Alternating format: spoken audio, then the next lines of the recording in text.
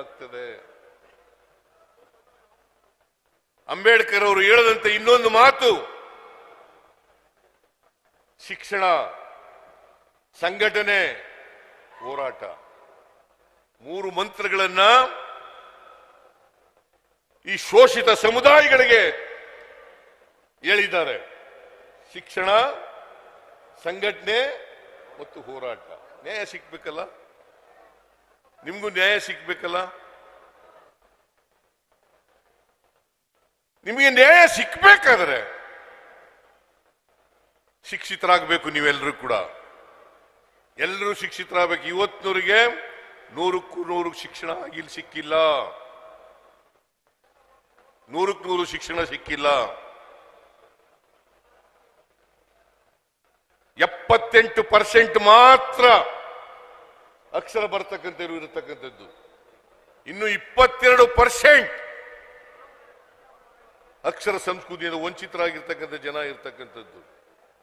100ಕ್ಕೆ 100 ಶಿಕ್ಷಿತರಾಗಿ ನೀವು ಸ್ವಾಭಿಮಾನವನ್ನು ಬೆಳೆಸ್ಕೊಳ್ಳಿ,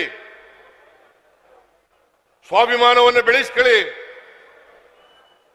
ಯಾರು ಕೂಡ ಹೆದರ್ಕೋಬೇಡಿ, ಧೈರ್ಯವಾಗಿರಿ. ನಿಮಗೆ ಸಂವಿಧಾನ ರಕ್ಷಣೆಯನ್ನು ಕೊಡುತ್ತದೆ ಅಂತಕ್ಕಂಥದ್ದನ್ನ ಅರ್ಥ ಮಾಡ್ಕೋಬೇಕಾಗ್ತದೆ. ಅದಕ್ಕೆ ನಾವು ಸಂವಿಧಾನವನ್ನು ನಾವೆಲ್ಲ ರಕ್ಷಿಸಿದ್ರೆ ನಮಗೆ ಸಂವಿಧಾನ ನಮ್ಮನ್ನು ರಕ್ಷಣೆ ಮಾಡ್ತದೆ.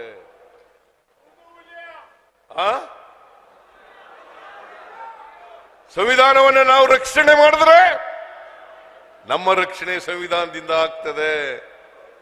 ನಾನು ಒಂದ್ಸಾರಿ ಅಸೆಂಬ್ಲಿನಲ್ಲಿ ಹೇಳಿದೆ, ಈ ಈಶ್ವರಪ್ಪನಿಗೆ, ರವಿಗೆ, CT ರವಿಗೆ, ಅಶೋಕನಿಗೆ, ಅವ್ರಿಗೆಲ್ಲ ಹೇಳಿದೆ, ನೋಡಪ್ಪ ನೀವೆಲ್ಲ ಮೆರೆದಾಡಬೇಡಿ, ನೀವು ನಂತರನೇ ಸಂವಿಧಾನದ ಮೂಲಕ ಇಲ್ಲಿ ಬಂದಿರತಕ್ಕಂಥದ್ದು. ನಾನು ಮುಖ್ಯಮಂತ್ರಿ ಆಗಿದ್ರೆ, 2ನೇ ಸಾರಿ ಮುಖ್ಯಮಂತ್ರಿ ಆಗಿದ್ರೆ ನಿಮ್ಮೆಲ್ಲರ ಆಶೀರ್ವಾದ ಮತ್ತು ನಮ್ಮ ಸಂವಿಧಾನ ಅಂತಕ್ಕಂಥದ್ದನ್ನ ಅರ್ಥ ಮಾಡ್ಕೋಬೇಕಾಗ್ತದೆ. ನೀನು ಈಶ್ವರಪ್ಪ ನೀನು ಅಸೆಂಬ್ಲಿಗೆ ಬಂದಿದ್ರೆ, CT ರವಿ ನೀನು ಅಸೆಂಬ್ಲಿಗೆ ಬಂದಿದ್ರೆ, ಅಶೋಕ ನೀನು ಅಸೆಂಬ್ಲಿಗೆ ಬಂದಿದ್ರೆ, ನೀವೆಲ್ಲರೂ ಕೂಡ ಸಂವಿಧಾನದಿಂದ ಅಂತಕ್ಕಂಥದ್ದು ಮರೀಲಿಕ್ಕೆ ಸಾಧ್ಯ ಇಲ್ಲ. ಇವತ್ತು ಬಾಬಾ ಸಾಹೇಬ್ ಅಂಬೇಡ್ಕರ್ ಅವರು ಕೊಟ್ಟಿರ್ತಕ್ಕಂಥ ಸಂವಿಧಾನ ಇಲ್ಲದೆ ಹೋದ್ರೆ ಈಶ್ವರಪ್ಪ ನೀ ಕುರಿ ಕಾಯಬೇಕಾಗಿತ್ತು, CT ರವಿ ನೀವು ಹೊಲ ಉಳಬೇಕಾಗಿತ್ತು, ಅಶೋಕ ನೀನು ಹೊಲ ಉಳಬೇಕಾಗಿತ್ತು ಅಂತ ಹೇಳಿದೆ ನಾನು.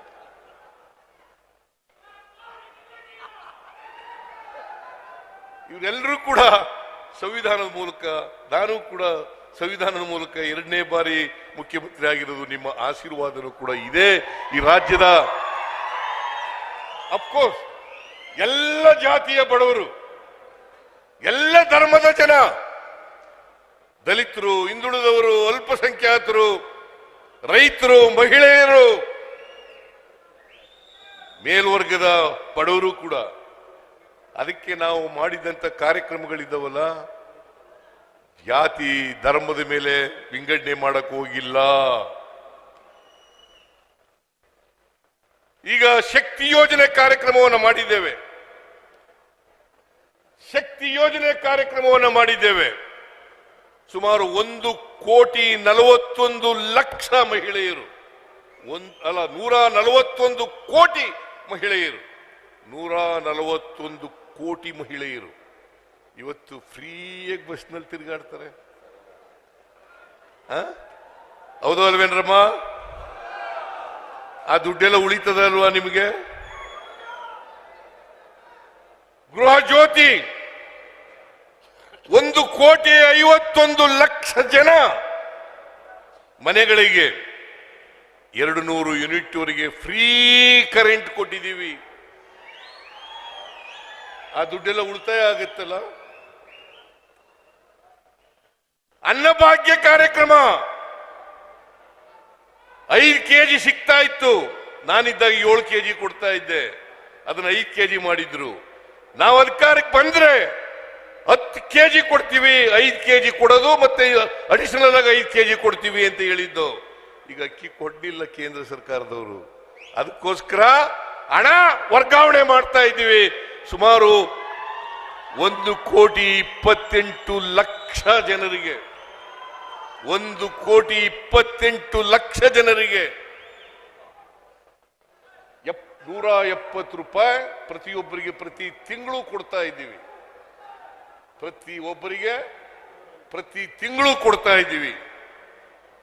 ಆಮೇಲೆ 1,18,00,000 ಮನೆ ಯಜಮಾನಿಗೆ 2,000 ರೂಪಾಯಿ 2,000 ರೂಪಾಯಿ. ಯುವ ಶಕ್ತಿ ಈ ತಿಂಗಳೇ ಶಿವಮೊಗ್ಗದಲ್ಲಿ ಚಾಲನೆ ಕೊಟ್ಟು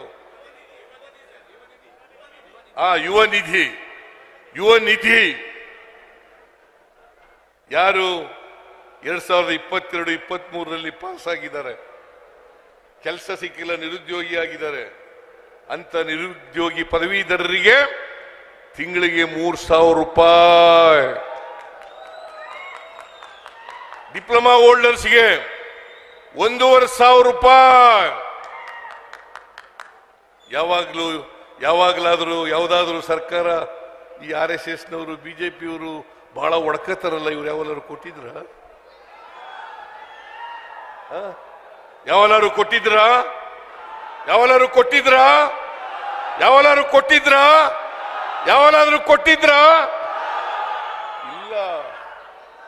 ಇಲ್ಲ.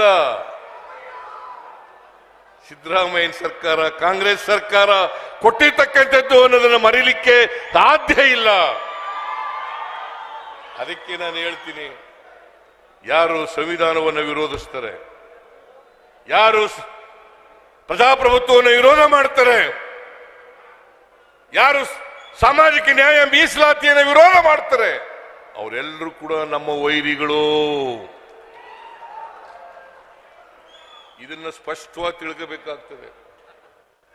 ನಮಗೆ ಮಿತ್ರರು ಯಾರು, ನಮ್ಮ ವೈರಿಗಳು ಯಾರು ಅಂತಕ್ಕಂಥದ್ದನ್ನ ಸಮಾಜದಲ್ಲಿ ಅರ್ಥ ಮಾಡ್ಕೋಬೇಕು. ನಮ್ಮ ವೈರಿಗಳು ಸಂವಿಧಾನವನ್ನು ವಿರೋಧ ಮಾಡೋರು, ನಮ್ಮ ವೈರಿಗಳು ಮೀಸಲಾತಿಯನ್ನ, ಸಾಮಾಜಿಕ ನ್ಯಾಯವನ್ನು ವಿರೋಧ ಮಾಡೋರು ಅಲ್ವಾ? ಸಮಾಜದಲ್ಲಿ ಬದಲಾವಣೆಯನ್ನು ವಿರೋಧ ಮಾಡೋರು. ಇವ್ರ ಜೊತೆ ನಾವು ಯಾವ ಕಾರಣಕ್ಕೂ ನಿಲ್ಲಬಾರದು. ಯಾರು ಸಂವಿಧಾನದ ಪರ ಇರ್ತಾರೆ, ಯಾರು ಸಾಮಾಜಿಕ ನ್ಯಾಯದ ಪರ ಇರ್ತಾರೆ, ಅವ್ರ ಜೊತೆ ನಿಲ್ತಕ್ಕಂಥ ಕೆಲಸವನ್ನ ಶೋಷಿತ ವರ್ಗದವರು ಮಾಡೋದಾದ್ರೆ ನಿಮ್ ಕೈಗೆ ಅಧಿಕಾರ ಬರಲಿಕ್ಕೆ ಸಾಧ್ಯ ಆಗ್ತದೆ, ಇಲ್ಲದೆ ಹೋದ್ರೆ ಇಲ್ಲ ಅಂತಕ್ಕಂಥದ್ದನ್ನು ಕೂಡ ಬಹಳ ಸ್ಪಷ್ಟವಾಗಿ ತಿಳ್ಕೋಬೇಕಾಗ್ತದೆ. ಅಧಿಕಾರ ಬಹಳ ಮುಖ್ಯ. ಮಹಿಳೆಯರಿಗೆ ಮೀಸಲಾತಿ ಕೊಟ್ಟವರು ಯಾರು? ತಾಲೂಕು ಪಂಚಾಯಿತಿಗಳಲ್ಲಿ